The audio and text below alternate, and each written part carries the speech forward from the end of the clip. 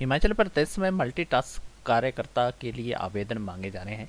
पहले हम बात करेंगे आज मंडी जिला की। मंडी जिला में जो टोटल वैकेंसियां हैं 67 रहती है, जिसको आप ऑफलाइन माध्यम से अप्लाई कर सकते हैं।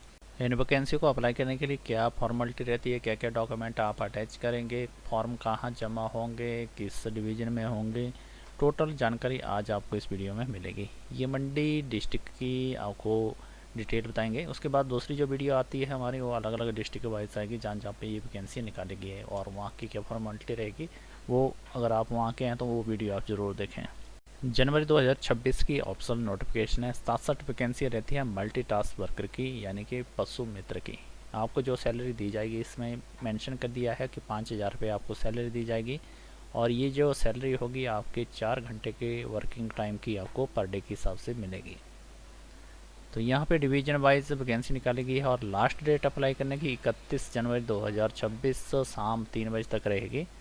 और ये जो आपको देते हैं यहाँ पे SBOZB मंडी, यहाँ पे जो डिटेल दिया गया है एनेक्सा-D में कि कहाँ पे वैकेंसियाँ हैं और डॉक्यूमेंट कहाँ जमा होंगे।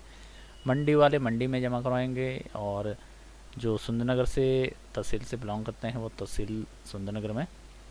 उसके बाद सरकाघाट और धर्मपुर, गोहर, मंडी सदर मंडी, जोगिंद्र नगर, पद्धर और करसोग। तो यहाँ पे ये आपके एप्लीकेशन फॉर्म जमा होंगे। ये जो वैकेंसी रहती है मल्टीटास्क वर्कर की पशु मित्र की, नंबर ऑफ वैकेंसी 67, और यहाँ पे डिटेल दी गई है। इंस्टीट्यूट वाइज लिस्ट जो एनेक्सा-D में दिए गए हैं अटैच करना होगा आपको। तो इसमें जहाँ जहाँ पे डिवीज़न वाइज वेटरनरी हॉस्पिटल है वहाँ पे आपके डॉक्यूमेंट सबमिट होंगे। साथ में आपको जो डिटेल दी गई है एनेक्सा-D में कॉलम D में दी गई है।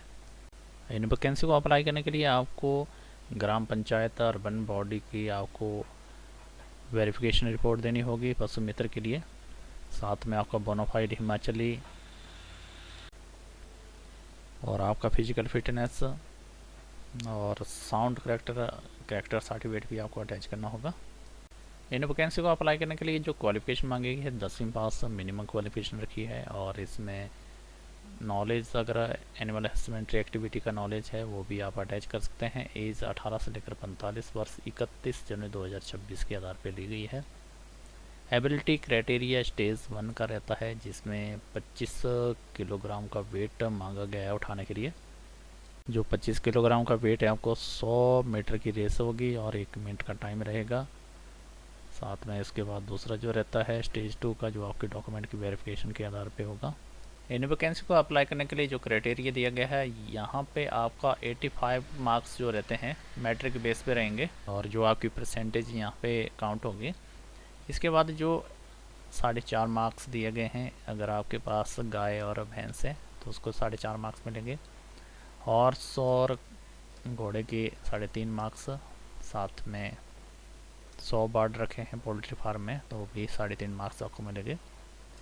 भेड़ और बकरियां हैं, साथ में 30 बर्ड भी रखे हैं तो आपको 2.5 मार्क्स उसके मिलेंगे। और जो भी छोटे एनिमल हैं आपके पास तो उसका 1 नंबर दिया जाएगा।